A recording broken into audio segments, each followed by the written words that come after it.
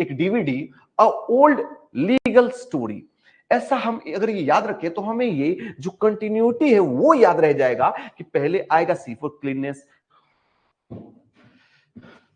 Hello दोस्तों, नमस्कार, जय हिंद। कैसे हैं आप सभी? उम्मीद है आज हम लोग बात करेंगे कारखाना अधिनियम 1948 के बारे में। सबसे पहले देखें कि ये जो अधिनियम है इसको कुल 11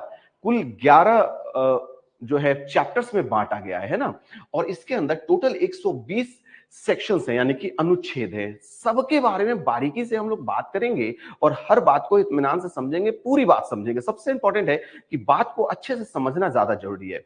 हाँ, 120 के 120 सेक्शन जो है वो बहुत ज्यादा इंपॉर्टेंट नहीं है, उसमें कई सारे ऐसे सेक्शन हैं जो बस हैं, लेकिन उससे जुड़े हुए प्रश्न नहीं बनते हैं। उन सबको हम थोड़ा सा छोड़ देंगे, अवॉइड करेंगे, नहीं तो ये बहुत ज्यादा लेंदी हो जाएगा। काम की जितनी चीजें वो सारी बातें करेंगे, जो भी प्रश्न का बन सकते हैं अभी, अब उन सभी के बारे में बात करेंगे। सबसे पहले देखिए, जो कारखाना अधिनियम है वो क्या है, 11 चैप्टर्स, अध्याय और 120 सेक्शन में बटा हुआ है। इसके अलावा इसके अंदर 3 अनुसूची भी आपको देखने को मिलेगी। फर्स्ट अनुसूची जो है, जो फर्स्ट शेड्यूल है, वो बताता है ऐसे मतलब फैक्ट्रीज के बारे में बताया है जो है हजार्डस प्रोसेस करते हैं, है ना, हजार्ड्स प्रोसेस करते हैं। और दूसरा जो शेड्यूल है वो क्या बताता है कि वो कौन कौन से जो केमिकल्स होते हैं उनकी क्या क्या परिसीमाएं हैं, क्या लिमिट्स हैं, उन सब के बारे में उसमें डिटेल मिलता है। अनुसूची आप जानते हैं, किसी भी आप देखें किसी एक्ट के अंदर या किसी संविधान के अंदर में अनुसूचियां होती है, बहुत सारा जो डिटेल रखना होता है वो अनुसूची में रख देते हैं।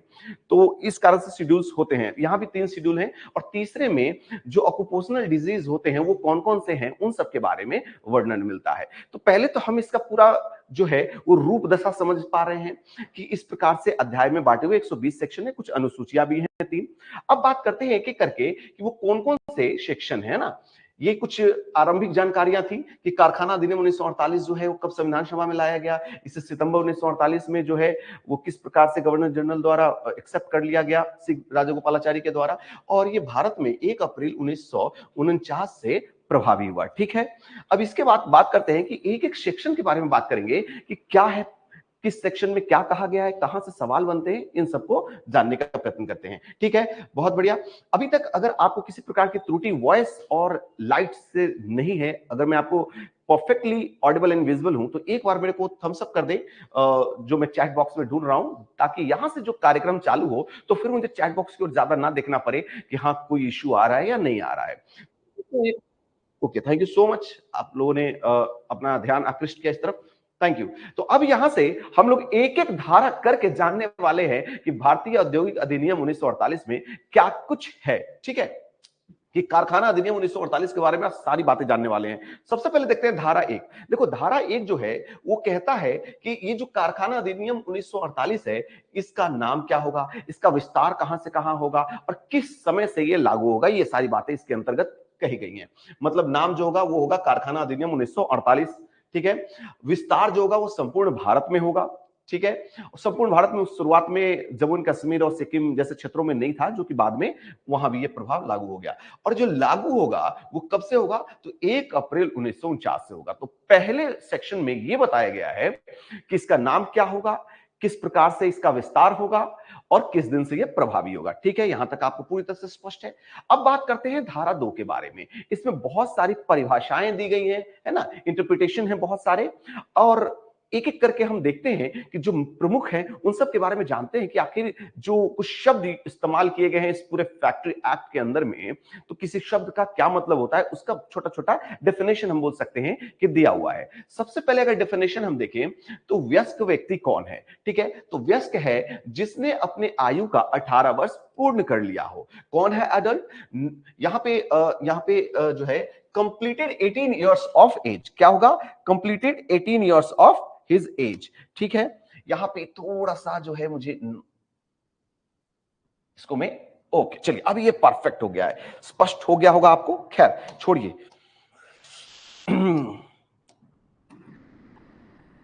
जिसने कंप्लीट किया हो अपना 18 इयर्स वो कहलाएगा वयस्क। जैसे कि हम सभी जो वर्कर्स हैं ये सभी क्या हैं, सभी अडल्ट हैं, हम सभी ने 18 वर्ष की आयु पूरा कर लिया है। ठीक है, अब आगे बढ़े। दूसरा जो परिभाषा हमें देखने को मिलती है वो परिभाषा क्या है, वो परिभाषा है कुमार और किशोर का, यानी कि एडल्सेंट का। एडल्सेंट कौन है, तो वो व्यक्ति जो 15 वर्ष की आयु पूर्ण कर चुका है लेकिन अभी 18 वर्ष की आयु पूर्ण नहीं कर रहा है, तो इस हम बोले एडल्सेंट यानी कि किशोर। स्पष्ट है आपको, 18 वर्ष कंप्लीट कर लिया या उससे ऊपर हो गए तो आप हो गए अडल्ट, और बिटवीन 18 टू 15 अगर आप हैं तो आप कहलाएंगे एडल्सेंट। और अगर आपकी आयु बिलो 15 है, यानी कि वो व्यक्ति जिसने अपना 15 वर्ष पूर्ण नहीं किया हो, तो वो किस कैटेगरी में आएगा, वो बालक कहलाएगा, चाइल्ड कहलाएगा। तो ये तीन डेफिनेशन आपको देखने को मिलते हैं। अच्छा, चाइल्ड वाले ही सेक्शन में, मतलब कि सेक्शन 2 के जो ये सब सेक्शन है उसके अंदर जहां बालक की बात करता है वहीं पे कुछ परिसंकट में प्रक्रिया के बारे में भी बताया है, यानी कि हजार्डस प्रोसेस के बारे में बताया है कि वो क्या कुछ होता है हजार्डस प्रोसेस। आप सभी जानते होंगे कि परिसंकट में प्रक्रियाएं क्या हैं, वे प्रक्रियाएं, वो काम, वो प्रोसेस जो कि किसी भी प्रकार से इन्फेक्ट कर सकता है व्यक्ति को, पोल्यूट कर सकता है हमारे एनवायरनमेंट को, सोयल को, है ना, या आपके स्वास्थ्य के लिए हानिकारक हो सकता है। ये सारे जो क्रिया चक्र है, ये सारी जो प्रक्रियाएं हैं, प्रोसेस हैं, ये सब हजार्डस प्रोसेस के अंतर्गत आती हैं। और इसके बारे में बहुत ज्यादा विस्तृत लिखा हुआ है, लेकिन बस आपको यह मालूम होना चाहिए कि कौन सा जो काम है वो हजार्डस प्रोसेस के अंदर आ सकता है। और बस इसका सीधा सा लॉजिक आप सुन के ही बता सकते हैं कि जहां पे भी व्यक्ति यानी कि आदमी को किसी प्रकार का नुकसान हो सकता है, किसी प्रकार की बीमारी हो सकती है जिन चीजों से, जैसे मान लो कोई केमिकल वगैरह का जहां कहीं पे काम हो रहा हो, कहीं पे बहुत ज्यादा धूम या धुआं का काम हो रहा हो, तो ये सब क्या है, आपके शरीर को, त्वचा को इन्फेक्ट कर सकता है। कहीं पे ऑयल का काम बहुत ज्यादा हो रहा है, वो ऑयल गिर रहा है, वहीं सॉइल पे गिरा हुआ है, गंदा हो रहा है, तो ये सब क्या है, ये सब जो प्रोसेस है ये सब हजार्डस प्रोसेस के अंतर्गत आती है। इसके लिए कुछ विशेष प्रावधान होते हैं। तो उम्मीद है कि ये बात आपको समझ में आ रही होगी कि परिसंकट में प्रक्रियाएं क्या हैं, वो जो आपको और आपके वातावरण को नुकसान पहुंचाने वाली चीजें हैं। ठीक है, चौथा अगर हम यहां पे देखें कि इंटरप्रिटेशन किसके बारे में है, तो यह अल्पवय व्यक्ति के बारे में है, यानी कि इसके अंतर्गत कौन आते हैं, तो बालक या कुमार। कहने का मतलब है कि यंग पर्सन कौन है, जो अडल्ट नहीं है, या तो 18 पार कर जाओ, 18 कंप्लीट कर लो, उसके आगे निकल जाओ तो आप हो गए अडल्ट हो गए। और अगर आप बिलो 18 हो तो आप कहलाएंगे क्या, यंग पर्सन। उम्मीद है आपको समझ में आ रहा है कि यंग पर्सन के अंदर में एडल्सेंट एंड चाइल्ड दोनों आते हैं। स्पष्ट है, ठीक है। तो अल्पवय व्यक्ति के बारे में बताया गया है। आगे अगर हम देखें तो इसके बारे में, डे के बारे में भी कुछ बताया गया है कि डे क्या होगा, 24 घंटे का होगा, और इसकी शुरुआत जो है वो मध्य रात्रि से होगी।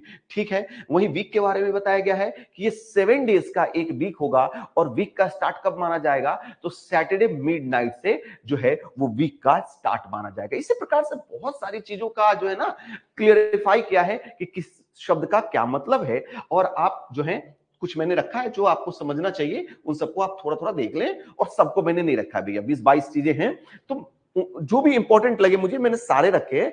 और इन सब से हो सकता है कि, हो सकता है क्या कि मतलब आगे जब आप अनुच्छेदों को पढ़ेंगे, आई मीन सेक्शंस को पढ़ेंगे, धाराओं को पढ़ेंगे, तो उस दौरान ये सब शब्द आपको देखने को मिलेंगे, तो आपको अनुमान होना चाहिए कि इसका क्या मतलब है। वैसे यकीन मानिए ये सब जो चीजें हैं वो आपको अनुमान है। पहले पेज में जो मैंने दिखाया वो जानकारी की चीजें थी। अब चलिए समझते हैं जो चीज आपको मालूम है उसको भी किस प्रकार से यहां लिखा गया है। शक्ति के बारे में, कि शक्ति, पावर क्या है, तो शक्ति उसे हम कहेंगे जो विद्युत यानी कि इलेक्ट्रिसिटी से या किसी प्रकार के मैकेनिकल एनर्जी को जो तैयार किया जाता है तो उसे हम पावर कहेंगे। बस एक कंडीशन है कि ये जो है आदमी और पशु, मतलब आदमी से तैयार ना किया जाए, मतलब मशीनिंग से तैयार किया जाए। लिखा है शक्ति से विद्युत ऊर्जा या ऊर्जा का कोई अन्य रूप अभिप्रेरित है जिसका संचार यंत्र द्वारा नियंत्रण है और जिसका उत्पादन मानव या पशु द्वारा नहीं किया जाता है ना। मतलब आदमी जो काम कर रहा है, जो एनर्जी या जो पावर लगा रहा है, काम कर रहा है, उसे पावर के अंतर्गत नहीं रखा है, मशीनिंग सिस्टम को यहाँ पे पावर के अंदर रखा है। जो मशीनिंग सिस्टम से जो जो पावर जनरेट किया जाएगा उसकी बात कर रहा है। ठीक है, उम्मीद है आपको समझ में आई। मूल गति उत्पादक के बारे में बात कर रहा है, यानी प्राइम मूवर की बात कर रहा है कि वे सारे मशीन या वो मशीन का इक्विपमेंट जो कि किसी चीज को घुमाने में, है ना, पावर ट्रांसमिशन में हेल्प कर रहा है, वो सारे क्या होंगे, प्राइम मूवर होंगे। मूल गति उत्पादक से कोई इंजन, मोटर या अन्य साधित्री यानी कि जनरेटर अभिप्रेरित है जो शक्ति उत्पादन यहाँ प्रदान करता हो, जो शक्ति बनाते हो या किसी प्रकार से प्रदान करते हो। सारी बातें जो है मशीनिंग से ही रिलेटेड है ना। प्राइम मूवर कौन है? जो किसी चीज को घुमाने उमाने में या ठेलने आगे पीछे जिस प्रकार से मतलब पावर ट्रांसमिशन से रिलेटेड है, ये सब क्या कहलाएंगे? Prime mover. जो कि पावर बना रहे हैं, ये नहीं कि यहां के पावर को वहां शाफ्ट द्वारा पहुंचा रहे हैं, ये बात नहीं कही जा रही जो पावर बना रहे हैं, जैसे कि जनरेटर हो गया, मोटर हो गया, इन सब की बात हो रही है प्राइम मूवर। उसी प्रकार से अब देखिए यहां पे ट्रांसमिशन मशीनरी की बात हो गई। यहां पे आपको शाफ्ट, पुल्ली, इन सब के बारे में कहा गया। क्या बोल रहा है?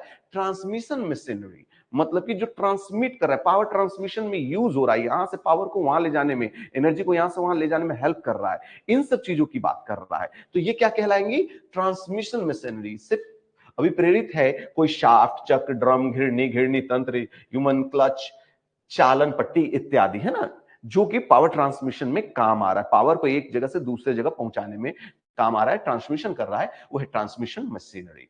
मशीनरी के बारे में भी बताया है कि मशीनरी से अभिप्रेरित है मूल गति उत्पादक, संचार मशीनरी और अन्य सभी साधित्री जिनसे शक्ति उत्पादित, रूपांतरित या उपयोजित की जाती है। मतलब कि अगर सीधा मशीनरी बोलता है तो मशीनरी का मतलब हो गया कि प्राइम मूवर भी इसके अंदर आ गया, ट्रांसमिशन मशीनरी भी इसके अंतर्गत आ गई, या फिर सीधी सीधी बात में कि जो भी मशीन है, चाहे वो पावर बना रहा हो, यहां से वहां ले जा रहा हो, या किसी प्रकार की मशीन हो, तो वो मशीनरी के अंतर्गत आएगी। कहने का मतलब क्या है? आप पढ़ रहे हो, एक तरह से परिभाषा पढ़ रहे हो, जो कि अनुमान आपको भी है, तो इस पे ज्यादा समय हम लोग व्यर्थ नहीं करेंगे। कारखाने के बारे में, कारखाने के अधिष्ठता के बारे में बात करता है ना। ऑक्यूपायर की बात कर रहा है कि ऑक्यूपायर कौन है। तो ऑक्यूपायर कौन होता है? जिसके पास अंतिम शक्ति होती है। अंतिम शक्ति मतलब फाइनल डिसीजन ले सकता है, एक तरह से मालिक, है ना।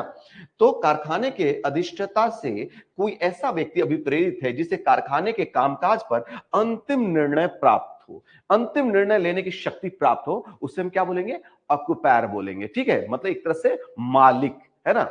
या जहां पे मालिक नहीं होते, बहुत सारे है, तो वहां पे जैसे एमडी वगैरह होते हैं ना, जो सारे डिसीजन लेते हैं, सब कुछ करते हैं, सब कुछ उनके कंट्रोल में होता है, उनकी बात हो रही है। ठीक है, तो अगर कहीं पे कारखाने के अधिष्ठता के बारे में बोल रहा है, लिखा है, तो आपको समझ जाना है कि ऑक्यूपायर की बात कर रहा है। ठीक है, अब इस डेफिनेशन से अगर आगे निकले तो थोड़ा सा विनिर्माण प्रक्रिया के बारे में भी बताया है, मैन्युफैक्चरिंग प्रोसेस के बारे में भी सेक्शन 2 में ही बताया गया है ना।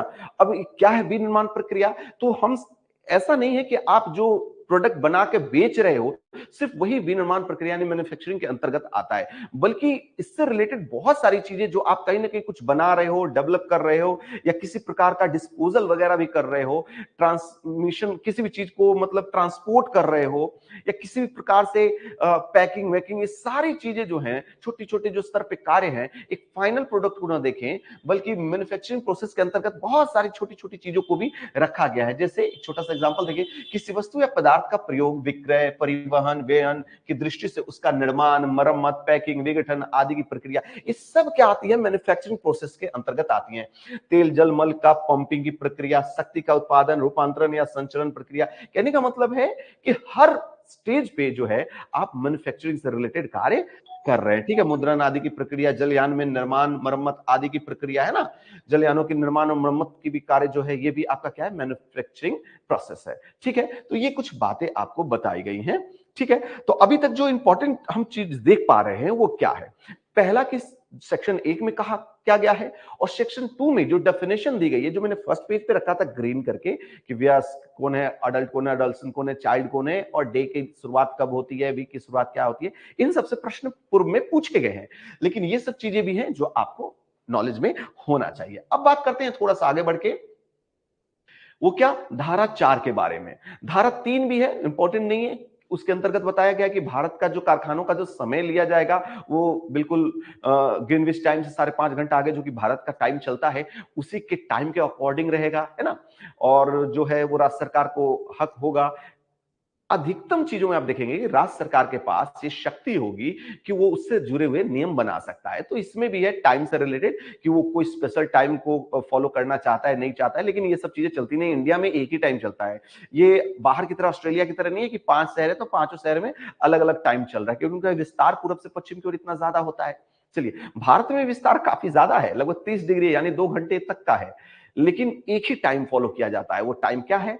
तो ग्रीनविच जो टाइम है उससे 5.5 घंटा आगे, तो वो कारखानों का टाइम लगा। तो वो सेक्शन 3 में कहा गया है, इंपॉर्टेंट नहीं है, उससे सवाल नहीं बनते। हाँ, सेक्शन 4 को आप देख सकते हैं कि यहां लिखा है the state government have the power to declare different department to be separate factory or two or more factories to be a single factory. इसका कहने का मतलब है कि राज्य सरकार के पास ये शक्ति होगी कि वो एक फैक्ट्री के अलग अलग डिपार्टमेंट हैं, तो अलग अलग डिपार्टमेंट को अलग अलग फैक्ट्री के तौर पे देखे, मान ले, या फिर कुछ ऐसे फैक्ट्री जो अलग अलग हैं लेकिन वो एक ही फैक्ट्री के तौर पर कंसीडर कर ले। ये राज्य सरकार के पास पावर होगा। वो स्थिति को देखते हुए, जैसे मान लो मेरी कोई कंपनी, मेरी तो नहीं है, कोई एक बड़ी सी कंपनी है, तो उसने अपना छोटा छोटा 2-3 फैक्ट्री लगा रखा है आजू बाजू में। कहीं पे मैन्युफैक्चरिंग का काम हो रहा है, तो कहीं पे असेंबलिंग का काम हो रहा है, तो कहीं पे कुछ काम हो रहा है। तो चूंकि वो एक ही फैक्ट्री का पार्ट है, छोटे स्तर पे है, तो ये राज्य सरकार डिसाइड करेगी कि नहीं, ये जो आपने भले ही अलग अलग फैक्ट्री मान रखा है लेकिन ये सब मिलाकर एक ही फैक्ट्री जैसा है, और फिर उसके फैक्ट्री के स्ट्रेंथ के अकॉर्डिंग कौन कौन से नियम लागू होते हैं उन सबको लागू करेगी। समझ पा रहे हैं? तो राज्य सरकार के फाइनली धारा 4 क्या कह रहा है कि राज्य सरकार के पास ये पावर होगा फाइनली कि वो छोटे छोटे कई फैक्ट्रियों को मिलाकर एक फैक्ट्री के तौर पे देखे उसे, या एक ही फैक्ट्री में बहुत बड़ी फैक्ट्री, अलग अलग डिपार्टमेंट है, उनको अलग अलग फैक्ट्री के तौर पे डील करे। ठीक है, तो ये बात कह रहा है। ठीक है, थोड़ा सा आगे बढ़ते हैं, 6 पे चलते हैं। रजिस्ट्रेशन और के बारे में बोलता है, रजिस्ट्रेशन से संबंधित बातें करता है यहां पे। धारा 6 कहता है कि कारखाना का अनुमोदन, अनुज्ञापन और रजिस्ट्रीकरण से संबंधित है, अप्रूवल, लाइसेंस एंड रजिस्ट्रेशन वगैरह से संबंधित है। इसमें क्या कहा गया है? इसमें कहा गया है कि कोई भी कारखाना अगर खुलता है तो उसका सत्यापन कराना होगा। आजकल तो सारे सत्यापन जो है वो ऑनलाइन ही होते हैं, लेकिन कहां, तो वो कौन जो है वो सत्यापन करेगा, कौन है रजिस्ट्रीकरण करेगा? वो करेगा हमारा मुख्य कारखाना निरीक्षक। मुख्य कारखाना निरीक्षक जो है चीफ इंस्पेक्टर करेगा, है ना। आप राज्य सरकार के अंदर में एक ही पूरे स्टेट लेवल पे एक होता है चीफ इंस्पेक्टर। ठीक है, तो उनके पास जो है आप रजिस्ट्रेशन के लिए आप अप्लाई करेंगे और उनका अनुमोदन मिलेगा, है ना। इस तो फाइनली धारा 6 में क्या कह रहा है आपको समझ में आ रहा होगा कि धारा 6 जो है कारखाना के रजिस्ट्रेशन लाइसेंसिंग से जुड़ा हुआ चीज है ना। कौन लाइसेंस देगा, कौन अनुमोदन करेगा? वो करेगा मुख्य निरीक्षक। ठीक है, आगे बढ़ते हैं। इससे रिलेटेड जो नियम है वो राज्य सरकार बना सकते हैं। राज्य सरकार सारी चीजों में ऑलमोस्ट आप देखेंगे राज्य सरकार को पावर है नियम बनाने का। धारा 7 में देखें कि ये बात करता है अधिष्ठाता द्वारा सूचना, नोटिस बाय ऑक्युपायर, है ना। इसका मतलब है कि 7 नंबर ये कह रहा है कि अगर कोई ऑक्युपायर कोई अपना जो कारखाना स्टार्ट कर रहा है, तो स्टार्ट करने के 15 दिन पूर्व जो है उसे ये सूचना देना पड़ेगा राज्य सरकार को कि भाई हम इस जगह पे, निम्नलिखित बात यहां पे लिखा होगा, आप इस बात को समझें कि कोई भी अधिष्ठता, कोई भी ऑक्युपायर अगर कोई कारखाना आरंभ करता है तो इसकी सूचना उसे देनी पड़ती है। ऐसा नहीं कि कारखाना स्टार्ट कर दिया और चला दिया, आपको सूचना देना पड़ेगा। किसको? तो वो देना पड़ेगा आपको मुख्य निरीक्षक को कि हाँ भाई हम इस जगह पे, फलाने फलाने जगह पे, इस तारीख से, इतने स्ट्रेंथ के साथ यहां पे इस प्रकार का कार्य कर रहे हैं, है ना, जो कि इस प्रक्रिया के अंतर्गत आता है, नहीं आता है, पूरी सूचना देना पड़ता है 15 दिन पूर्व। और इसके रिटर्न में अगर उधर से कोई जवाब आता है किसी प्रकार का, अगर निरीक्षक को लगता है कि नहीं यहां पे कुछ दिक्कत है, तो वो जाके निरीक्षण कर सकता है। या फिर अगर कोई रिप्लाई नहीं आता है तो मान लिया जाएगा कि चलो आपको अनुमोदन मिल गया है। 30 दिन तक में अगर कोई रिप्लाई नहीं आता है, आपके आवेदन भेजने के 30 दिन के अंदर अगर रिप्लाई नहीं आता है, तो ये मान लिया जाएगा कि आपको अनुमोदन हो गया है। ठीक है, तो ये जो है यहाँ पे जो ऑक्युपायर की रिस्पॉन्सिबिलिटी है, रिस्पॉन्सिबिलिटी नहीं, ये ड्यूटी है, जरूरत है उनकी कि आप पहले सूचना दें मुख्य निरीक्षक को। ठीक है, और कब? खोलने के 15 दिन पहले। साथ ही साथ इसी में कहा गया है कि जब कभी नया प्रबंधक नियुक्ति किया जाए, तब अधिष्ठा उस तारीख से उसको ऐसा व्यक्ति भार ग्रहण करने के 7 दिन के अंदर अंदर ये सूचना देना पड़ेगा कि भाई पहले तो मालिक मैं था, अब मालिक मैं नहीं, फलाने व्यक्ति इस सारे चीजों का जिम्मेदार होंगे। सारा जो सिस्टम है अब इनके अंदर संरक्षित है, किसी प्रकार का कोई दिक्कत होता है तो यही अब मालिक है ना। तो अगर मालिक, मैं मालिक बोलने के सेंस में बोल रहा हूं, आप ऑक्युपायर के तौर पर समझे कि कोई प्रबंधक जो एकदम चीफ मैनेजर है वो, या फिर जो ऑक्युपायर स्वयं अगर किसी प्रकार से चेंज होता है तो उसकी सूचना इनके चेंज होने के 7 दिन के भीतर भीतर देनी रहती है। ठीक है, यहां तक आपको स्पष्ट है कि धारा 7 जो है वो सूचना बाबत है। अब आगे बढ़ते हैं और चैप्टर 2 की ओर चलते हैं। चैप्टर 2 जो कि 7A से स्टार्ट होता है, 7A में एक छोटी सी जो है बात कही गई है, वो क्या बात कही गई है? General duty of the occupier. Occupier के जो है ना कुछ जनरल ड्यूटीज हैं कि आपको अपनी ओर से कुछ चीजें मुहैया करानी होगी, उत्तम स्वास्थ्य की व्यवस्था, आपको अच्छा कल्चर डेवलप करना होगा, ड्यूटी में आपके कारखाना के अंदर लोगों जो आपके वर्कर्स हैं उनके लिए वेलफेयर के लिए काम करना होगा। जैसे कि हमारे भी कुछ जो आपके भी फंडामेंटल ड्यूटीज हैं कंट्री को लेकर, आपने संविधान में हाल ही फिलहाल पढ़ा हमसे, तो उसी प्रकार से ऑक्युपायर का भी कुछ ड्यूटीज है कि आप इस प्रकार से कल्चर मेंटेन करें, स्टैंडर्ड मेंटेन करें। ठीक है, जो कहानी है वो धारा 8 से शुरू होती है और यहां पे बात करता है वो इंस्पेक्टर की, कि धारा 8 जो है वो निरीक्षक एवं मुख्य निरीक्षक के जो है मतलब नियुक्ति से संबंधित है। कि यहां पे जो अगर पूछता है आप, सवाल बनता है यहां पे कि निरीक्षक एवं मुख्य निरीक्षक की नियुक्ति किस धारा के अंतर्गत कही गई है, तो वो है धारा 8। इसमें कहा गया है कि एक मुख्य निरीक्षक होगा, मतलब जो स्टेट गवर्नमेंट होगा उसका एकमात्र मुख्य, ये स्टेट लेवल पे होते हैं ना, मुख्य निरीक्षक होंगे, यानी कि मैं बात कर रहा हूं चीफ इंस्पेक्टर की। और इसके अंदर में बहुत सारे आप देखेंगे, additional chief inspector, joint chief inspector, deputy chief inspector and as many other officers होते हैं इनके अंतर्गत, मुख्य निरीक्षक के अंतर्गत, है ना। चीफ इंस्पेक्टर के नीचे इतने सारे लोग होते हैं जो कि काम करते हैं, जो कि सिस्टम को संभालते हैं, है ना। और उस पर टॉप पे कौन बैठा है? चीफ इंस्पेक्टर बैठा है। और एकदम लोकल स्तर पे हमारा होता है इंस्पेक्टर, है ना। इंस्पेक्टर को एक लिमिटेड एरिया मिलता है कि इस एरिया में आप कारखानों की स्थिति का जायजा लेते रहेंगे, स्थिति को समझते रहेंगे। आगे हम देखेंगे कि इंस्पेक्टर के क्या कुछ जो है वो शक्तियां हैं और क्या कुछ उसकी ड्यूटीज हैं, उसको समझेंगे। पहले हम समझे कि इंस्पेक्टर का काम क्या है। इंस्पेक्टर का काम है कि अगर उसके क्षेत्र में कोई कारखाना आ रहा है तो उस कारखाने के अंदर किस प्रकार से कार्य हो रहा है, कार्य सही से चल रहा है कि नहीं, है ना, उधर में सही से पेमेंट वगैरह का सिस्टम है कि नहीं, वेलफेयर के काम हो रहे हैं कि नहीं, कल्याण का काम हो रहा है कि नहीं, स्वास्थ्य संबंधित प्रोविजन जो है उनको फॉलो किया जा रहा है कि नहीं, ये सारी चीजें जो है ये देखना निरीक्षक का काम होता है लोकल ग्राउंड पे।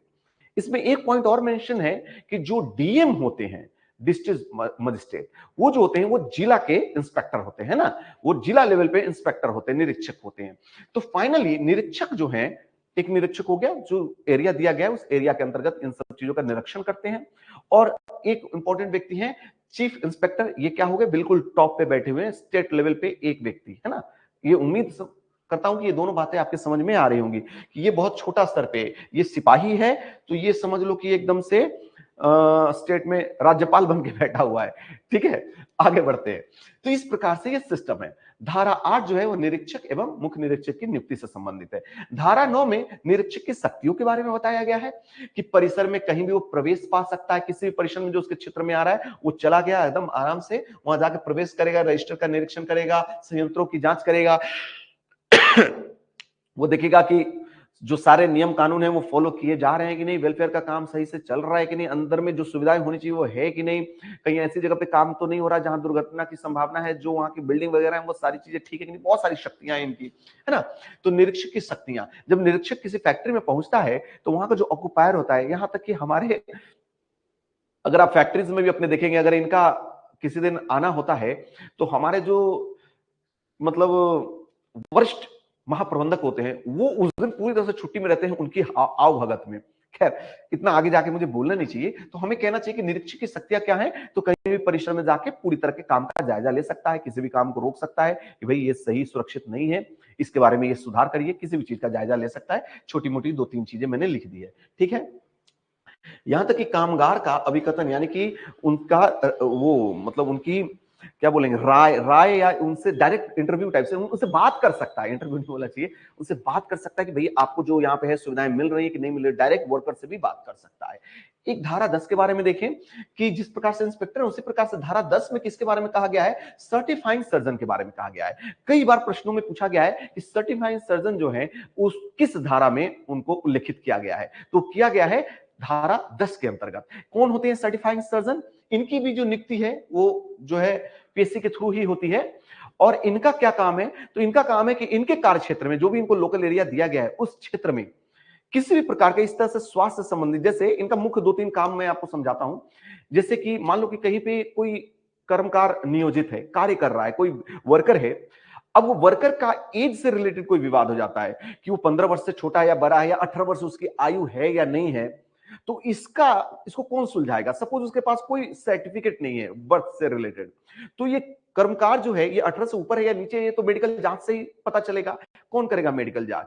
वहां के तो कोई स्टाफ नहीं करेगा ना, उसके लिए एक पक्का डॉक्टर होना चाहिए ना। तो इस तरह से सर्टिफाइंग सर्जन होता है, राज्य सरकार द्वारा इसकी नियुक्तियां होती हैं, और ये सर्जन डिक्लेयर करेगा देखकर मेडिकल जांच करके कि ये वयस्क है या नहीं है, और इससे संबंधित अगर किसी व्यक्ति को कार्य के दौरान कोई बीमारी होती है, तो कौन डिक्लेयर करेगा कि हाँ ये कोई ऑक्युपाइड डिजीज है या नहीं है? इनको क्या कोई मतलब कार्य वाला मतलब ऑक्युपाइड जो ऑक्युपेशनल माफ चाहूंगा, ऑक्युपेशनल डिजीज तो नहीं हुआ है? अगर ऑक्युपेशनल डिजीज है तो फिर उसके अंतर्गत जो लाभ है वो उनको मिलना चाहिए। तो कौन डिसाइड करेगा कि ऑक्युपेशनल डिजीज है या नहीं है? तो ऐसे कामों के लिए राज्य सरकार ने खुद ही अपना एक सर्टिफाइड सर्जन नियुक्त किया हुआ होता है। तो सर्टिफाइड सर्जन के बारे में किस सेक्शन में कहा गया है? तो कहा गया है धारा 10 के अंतर्गत। तो ये सारी चीजें जो है, जैसे कि 8, 9, 10, ये आपको हमेशा याद रखना है, इससे सवाल अक्सर बनते ही बनते हैं। और आगे चलेंगे, अब चलते हैं चैप्टर 3 की ओर। अभी तक हम लोगों ने 10 तक देख लिया ना, चैप्टर 2। अब चैप्टर 3 की ओर चलते हैं, जो कि हेल्थ से रिलेटेड प्रोविजन करता है। इसके बारे में एक चीज देखेंगे, सेक्शन 11 से लेकर 20 तक है। इसमें आप देखेंगे कि जो 11 है वो क्लीननेस की बात करता है, 12 जो है disposal of wastage and influence की बात करता है। सेक्शन 13 के बारे में देखेंगे तो वेंटिलेशन एंड टेम्परेचर की बात कर रहा है। 14 को देखें तो डस्ट एंड फोम की बात कर रहा है। सेक्शन 15 की देखें तो आर्टिफिशियल ह्यूमिडिफिकेशन की बात कर रहा है। अगर सेक्शन 16 की बात करें तो ये ओवर क्राउडिंग के बारे में बात कर रहा है। सेक्शन 17 जो है वो कैसे प्रावधान की बात कर रहा है, लाइटिंग से संबंधित कि लाइट कैसा होना चाहिए, नहीं होना चाहिए। सेक्शन 18 जो है ड्रिंकिंग वाटर को लेकर बोल रहा है। सेक्शन 19 जो है वो लैट्रिन एंड यूरिनल्स की बात कर रहा है। और फाइनली सेक्शन 20 जो है वो स्प्यूटेंस की बात कर रहा है, थूकदान की बात कर रहा है, कि ये सारे जो व्यवस्थाएं हेल्थ से रिलेटेड जो है, ये सारे चीजें मेंटेन होना चाहिए।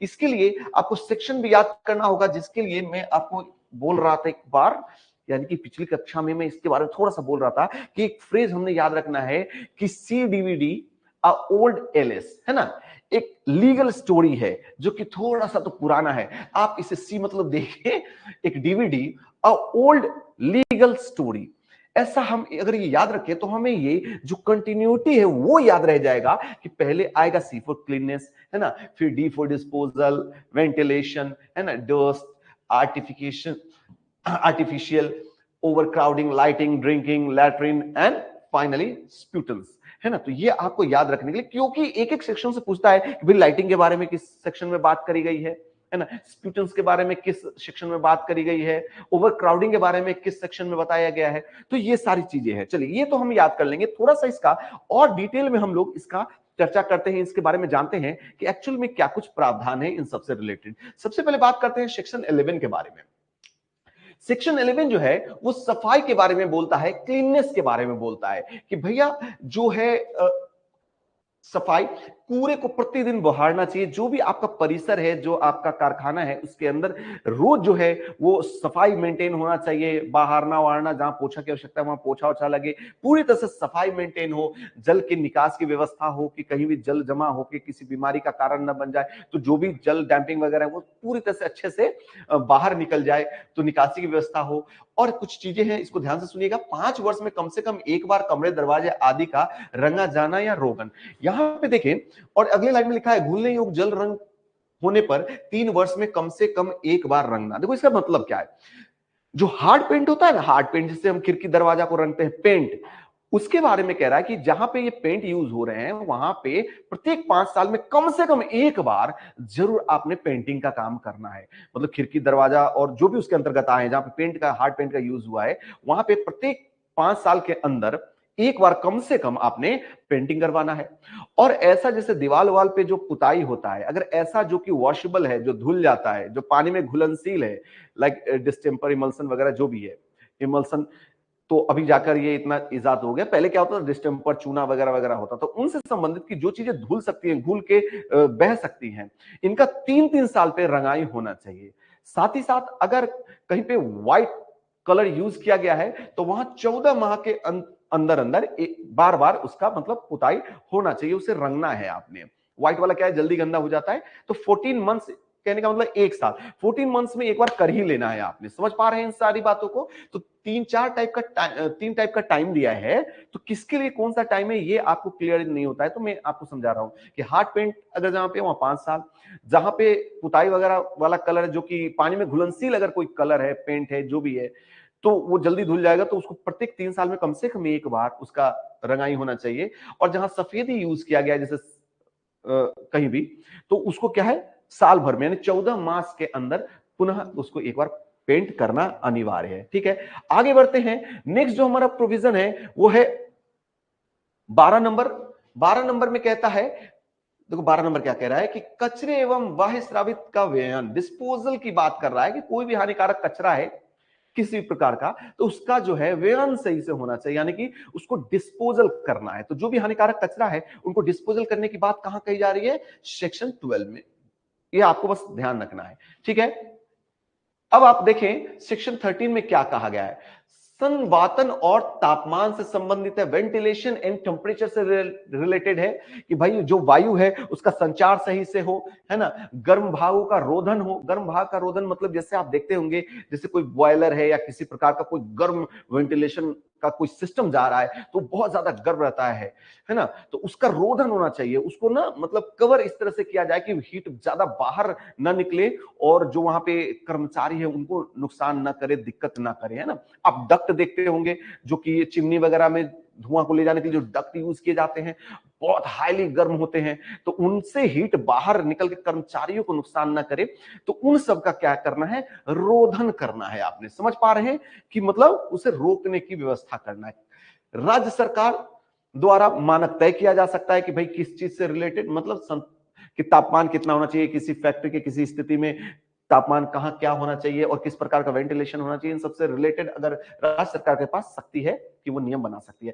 आप अधिकांश चीजों में देखेंगे कि राज्य सरकार के पास शक्ति है नियम बनाने के लिए। ठीक है, तो महत्वपूर्ण क्या है कि अगर संवातन और तापमान, देखो जो इंपॉर्टेंट है ना, ये सब चीजें थोड़ी थोड़ी तो हैं, लेकिन डायरेक्ट 13 में क्या कहा गया है, 14 में क्या कहा गया है, ये आपको एकदम कंठस्थ रहना चाहिए। कम से कम आर्टिकल 40 तक तो कंटिन्यूटी में, क्योंकि जैसे ये है स्वास्थ्य का, वो है सेफ्टी का, तो इससे बड़े सवाल बनते हैं। तो इसीलिए मैंने आपको स्वास्थ्य से रिलेटेड एक कंसेप्ट भी दिया कि CDVD ओल्ड LS। तो इसको आप अगर याद रखेंगे तो आप उन सेक्शंस को याद रख पाएंगे इजीली। फिलहाल बात करते हैं, टेम्परेचर की बात हो गई, अब बात करते हैं धूल और धूम से रिलेटेड बातें कि सेक्शन 14 में क्या बताया गया, धूल और धूम, डस्ट एंड फोम के बारे में बताया गया कि कर्मकार को सांस लेने में समस्या ना हो, और इसी प्रकार से जो मतलब धूल बनते हैं, धूम बनते हैं, धुआं बनता है, इनका सही से एग्जॉस्ट हो सके, इसके लिए प्रॉपर व्यवस्था होनी चाहिए, है ना, ताकि सांस लेने में दिक्कत ना हो, किसी प्रकार का उससे रिलेटेड बीमारी ना हो जाए, तो इसका ख्याल रखना है। तो धूल और धूम, डस्ट एंड फॉर्म के बारे में किस सेक्शन में कहा जा रहा है, सेक्शन 14 में। ठीक है, एग्जॉस्ट की बात करता है। ठीक है, नेक्स्ट अगर हम देखें तो जो सेक्शन हमारा 15 है वो क्या करता है, कृत्रिम नमीकरण के बारे में बात कर रहा है, यानी कि आर्टिफिशियल ह्यूमिडिफिकेशन की बात कर रहा है। मतलब क्या होता है कि जब आप किसी गर्म भाग के पास काम कर रहे होते हो या ऐसा वहां पे बहुत ह्यूमिड हो रहा है ना, तो ह्यूमिडिटी काफी बढ़ी रहती है, तो उस केस में क्या होता है कि आपको बहुत सारी बीमारियां हो सकती हैं, खासकर सांस से रिलेटेड भी हो सकती हैं, और जो त्वचा से रिलेटेड बहुत सारी, जो त्वचा में आपकी नमी है, जो मॉइस्चर है, वो सारा निकल जाता है, तो इससे संबंधित कई सारी बीमारियां आपको होती हैं। तो कहीं पे अगर ऐसा हो रहा हो तो उससे रिलेटेड ये प्रोविजन करता है कि आप उसका ख्याल रखें, बचाव रखें कि ऐसी स्थिति उत्पन्न ना हो। तो जो 15 है सेक्शन, वो कह रहा है कि आर्टिफिशियल ह्यूमिडिफिकेशन को जो है वो दूर रखना है। नेक्स्ट हम देखें अति भीड़। अति भीड़ यानी कि ओवर क्राउडिंग की बात कर रहा है कि ऐसा ना हो कि जो वर्कर्स हैं वो बहुत भीड़ भाड़ वाले क्षेत्र में काम करें, जहां काम कर रहे हैं वहां पूरा वर्कर ही वर्कर हो, मतलब कि अगर किसी प्रकार की स्थिति ऐसी बनती है तो निकलने भागने की व्यवस्था भी तो होनी चाहिए, ओवर क्राउडिंग ना हो, स्पेस मेंटेन हो। और उसके बारे में कुछ मानक भी दिए गए हैं, उन मानक को जरूर ध्यानपूर्वक आप देखें। देखिए कहता है ओवर क्राउडिंग के संदर्भ में कि अधिनियम प्रारंभ होने के पूर्व कारखाना के लिए 9.9 घन मीटर प्रति कर्मकार। कहने का मतलब है कि जब ये अधिनियम 1949 में आया, 48 में बना, 49 से लागू हो गया, इससे पहले जो कारखाना बन चुके थे उसमें प्रति कर्मकार 9.9 क्यूबिक मीटर का वॉल्यूम जो है वो उसके लिए एक प्रति कर्मकार होना चाहिए। अब 9.9 की आप कल्पना कर सकते हैं, 1 क्यूबिक मीटर का मतलब होता है 1 मीटर लंबा, 1 मीटर चौड़ा और 1 मीटर ऊंचा। अगर आप 9.9 की परिकल्पना करें तो मान लीजिए कि आप जहां काम कर रहे हैं कम से कम 3 मीटर तो वहां पे आपको हाइट मिलेगा ही, और 3 मीटर हाइट के साथ साथ आप नीचे में एरिया भी 3 मीटर करीब पकड़ लें, जैसे 1.5 मीटर बाई 2 मीटर, तो इतना एरिया आप प्रति व्यक्ति कम से कम होना चाहिए था। फाइनली जो वॉल्यूम है वो 9.9 क्यूबिक मीटर होना चाहिए था। लेकिन जो इस अधिनियम के बाद फैक्ट्रियां बनी हैं उनमें ये जो है स्थिति को थोड़ा और बढ़ाया गया है कि आपको और ज्यादा जो है ओवर क्राउडिंग के लिए लिमिट्स बढ़ाए गए हैं कि अधिनियम प्रारंभ होने के बाद कारखानों के लिए 14.2 घन मीटर प्रति कर्मकार का जो है वो वॉल्यूम मेंटेन करना है। कहने का मतलब है कि जो कारखाना पहले बन गया उस समय तो ये नियम नहीं था कि ओवर क्राउडिंग हो रहा है भाई, ये हो रहा है, तो वहां पे फिर भी 9.9 मेंटेन करना है आपने। लेकिन जब ये अधिनियम बन गया उसके बाद अगर आप कारखाना चालू कर रहे हो भैया तो आपने 14.2 घन मीटर आपने जो है वो वॉल्यूम मेंटेन करना है, आयतन मेंटेन करना है। अच्छा, अब आयतन के केस में भी है कि अगर मैं 14.2 मेंटेन करने के लिए हाइट पूरा एकदम ऊंचा तक ले लूं, लंबाई चौड़ाई छोटा सा एरिया ले लूं और हाइट पूरा भरपूर दे दूं तो भी हमारा वॉल्यूम 14.2 तक पहुंच जाएगा। जैसे कि मान लो कि मैं ऊंचाई ले लेता हूं 15 मीटर और नीचे 1/1 मीटर प्रति कर्मकार खड़ा कर दूं, क्योंकि 1 square metre into 15 metre equal to 15 cubic metre. तो अब 1 स्क्वायर मीटर में एक व्यक्ति खड़ा है, उसके बगल में भी इधर इधर इधर इधर हर तरफ व्यक्ति ही व्यक्ति हो जाएगा। तो इसके बारे में भी प्रबंधन है, क्या है, बोला गया है कि आयतन में अधिकतम ऊंचाई जो है वो 4.2 मीटर तक ही काउंट होगा। 4.2 तक ही, अगर ऊपर पूरा एकदम 10 मीटर तक भी आपका छत है तो भी जो है हाइट है वो 4.2 ही मैक्सिमम काउंट होगा, और बाकी आपने उतना एरिया मेंटेन करना पड़ेगा। उम्मीद है ये बात समझ पा रहे हैं। 3 जो आंकड़े आपको दिए गए हैं क्या है, कारखाना खुलने के पहले 9.9 क्यूबिक मीटर, कारखाना अधिनियम के पहले 9.9 क्यूबिक मीटर, और कारखाना अधिनियम के बाद 14.2 क्यूबिक मीटर, और हाइट जो है अधिकतम वो गणना में मात्र 4.2 ही मीटर लिया जाएगा। अब बात करते हैं सेक्शन 17 की। ये प्रकाश से रिलेटेड बात करता है, लाइटिंग की बात करता है कि ऐसा ना हो कि लाइट इतना ज्यादा हो, इतना कम हो, लाइट इतना कम भी ना हो कि व्यक्ति को अपने कार्यस्थल के बारे में सही से चीजें दिखे ना, जो अपना वर्क पीस है वो सही से ना दिखे, कार्य करने में असुविधा हो, और लाइटिंग इतना ज्यादा भी ना हो, इतना चकाचौंध भी ना हो कि उसे लाइट की ब्राइटनेस से ही समस्या आने लगे और उसे चीजें स्पष्ट तौर पे ना दिखे। तो लाइट जो है वो समायोजित ढंग से होना चाहिए, एक बढ़िया लाइटिंग प्रॉपर व्यवस्था होनी चाहिए, बहुत ज्यादा भी ना हो बहुत ज्यादा कम भी ना हो, एक मेंटेन तरीके से होना चाहिए, कर्मकार के बिल्कुल फेस पे ना आए। ये सारी बातें इसमें कही गई हैं। जो सेक्शन 18 है वो ड्रिंकिंग वाटर से रिलेटेड प्रोविजन करता है। वो कहता है कि सुविधाजनक एवं उपयुक्त स्थल पर साफ पानी की व्यवस्था होनी चाहिए, जो कि होनी ही चाहिए। पेयजल स्थल, शौचालय, स्नानागार, नाली आदि से कम 6 मीटर की दूरी पे होना चाहिए। जितना भी जो ये गंदगी वाला एरिया है, वॉशरूम है, नाली वगैरह है, तो इससे कम 6 मीटर की दूरी पे ये होना चाहिए ड्रिंकिंग वाटर का जो भी आप स्टॉल लगाएंगे, है ना। 250 से अधिक कामगार नियोजित हों तो गर्मी में जल को ठंडा करने की व्यवस्था होनी चाहिए। मतलब वाटर कूलर आपने व्यवस्था करनी है कि भैया गर्मी बहुत ज्यादा है, अगर 250 कर्मकार, ऐसा नहीं है कि 250 होंगे तभी ये लगेगा, आप 250 से कम में भी लगा सकते हैं और लगाना है, लेकिन 250 होने पे तो हर हाल में लगाना है आपको वाटर कूलर। तो 250 से अधिक कामगार नियोजित हो तो गर्मी में जल को ठंडा करने की व्यवस्था होनी चाहिए, वाटर कूलर होने चाहिए, जगह जगह पे उसके स्टेशन होने चाहिए। सेक्शन 16 के बारे में लिख रहे हैं वसीम अहमद। दोस्त, क्या ऐसा हो गया जो आपको 16 में समस्या आ गई है? मैं बात कर रहा हूं, अरे यार इसे इतना 16 की बात करो, इतना एक्सप्लेन कर दिया मेरे दोस्त, उसके बाद भी कुछ मन में दुविधा रह गई आपके। मैं बता रहा हूं कि ये निश्चित तौर पे माफी चाहूंगा, लेकिन मैं बोलूंगा जरूर कि शायद आपको गणित में अभिरुचि या तो बहुत ज्यादा है या फिर बहुत कम है ना। यहां पे थोड़ा सा कैलकुलेशन की बात नहीं कर रहा है, एक जानकारी आप रखें। यहां पे कह रहा है कि कारखाना जो है, अगर कारखाना अधिनियम के पहले अगर खुला था तो वहां पे 9.9 क्यूबिक मीटर जो स्पेस है, जो वॉल्यूम है, वो प्रति व्यक्ति कर्मकार होना चाहिए। जैसे कि मान लीजिए आप किसी कमरा में कार्य कर रहे हैं, मैं एक एग्जांपल से समझा रहा हूं, जिसकी हाइट है 3 मीटर सपोज, और उसकी लंबाई चौड़ाई 10-10 मीटर ले लें, तो फाइनली ये कितना हो गया? तो 300 क्यूबिक मीटर हो गया। 10-10 और 3, तो 300 क्यूबिक मीटर हो गया। अब इसके अंदर लगभग आप 10 क्यूबिक मीटर के हिसाब से देखें तो इस कमरे के अंदर आप 30 व्यक्ति को कार्य पे लगा सकते हैं। एक ऐसा कमरा जो 10 मीटर लंबा, 10 मीटर चौड़ा और 3 मीटर ऊंचा है, तो यहां पे आप 30 कर्मकार को कार्य पे लगा सकते हैं। इससे आप अनुमान लगा लें कि किस वॉल्यूम की बात हो रही है। मैं बात कर रहा हूं 10 मीटर बाय 10 मीटर, ना कि 10 फीट। मत समझ लेना कि हमारे घर का जो बेडरूम रहता है 10 बाय 10, 10 बाय 12, 12 बाय 12, इस टाइप का नहीं, मीटर में बात कर रहा हूं दोस्त। अब इससे आप आइडिया लगा लेना, ठीक है। दूसरा बात मैं कह रहा था कि जो कारखाना अधिनियम के बाद जो फैक्ट्रियां बनी है वहां पे 14.2 घन मीटर पर व्यक्ति पर कर्म का आपने वॉल्यूम मेंटेन करना है। मतलब कि ओवर क्राउडिंग ना हो, बहुत ज्यादा लोग आसपास में काम ना कर रहे हो कि एक वर्क पीस इधर खींच रहा है तो दूसरे को लग जा रही है, किसी का चिप्स उड़ रहा है, होता है ना, छीलन उलन अगर चल रही है तो वो जाके दूसरे के ऊपर गिर रहा है। ऐसा ना हो, स्पेस होना चाहिए। ऐसा नहीं कि पूरा जैसे अभी महाकुंभ चल रहा है, आदमी के ऊपर आदमी गिर रहा है, वो स्थिति नहीं होनी चाहिए। महाकुंभ में पाप मिटाएं ऐसा कहा जा रहा है, लेकिन भैया जीवित रहना भी बहुत जरूरी है, तो अपना ख्याल भी रखें। खैर, अब बात कर रहे थे हम पेयजल की भी बात कर चुके। उम्मीद है दोस्त आपको 16 नंबर अभी क्लियर हो गया होगा। पेयजल से आगे बढ़ते हैं, हम बात करते हैं सेक्शन 19 के बारे में। ये शौचालय एवं मूत्रालय से संबंधित है कि जो शौचालय होना चाहिए उसके बारे में कुछ प्रोविजन करता है कि पर्याप्त संख्या में होनी चाहिए, है ना। और जहां पे कहा गया है कि महिला पुरुष के लिए अलग अलग होना चाहिए। 250 से अधिक अगर कामगार जहां पे हों तो उनके लिए जो मतलब जहां पे बहुत ज्यादा कर्मकार हैं तो वहां पे टाइल्स लगी होनी चाहिए वॉशरूम के अंदर, है ना।